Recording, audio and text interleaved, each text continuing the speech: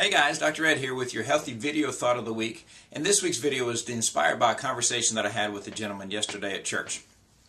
He came up to me asking me, he had noticed that I had lost some weight here recently, about 15 pounds or so, and he came up and gave me a compliment on that, and then asked me how I had done it. And I explained to him the type of workouts that I do using the CrossFit style of fitness system. He also then asked if it compared anything to one of the popular DVDs that you see advertised on TV on one of the infomercials.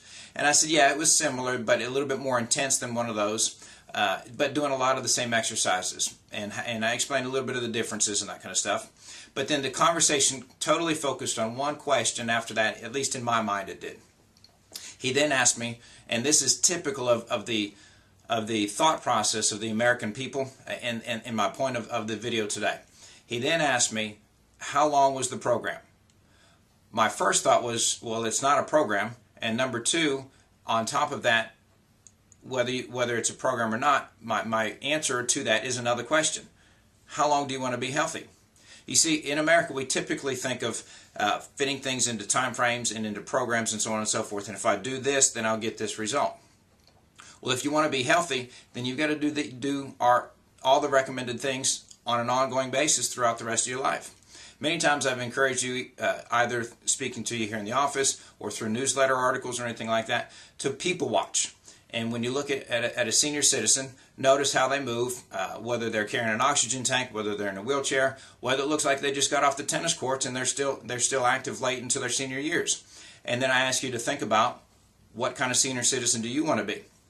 Do you want to be in a wheelchair, or do you want to be just getting off the tennis court, or just off the golf course, or having swimming with your kids, your grandkids? Whatever you want to do, you've got to put those thoughts in your mind and put those pieces to the puzzle together now so that you can have that picture later on.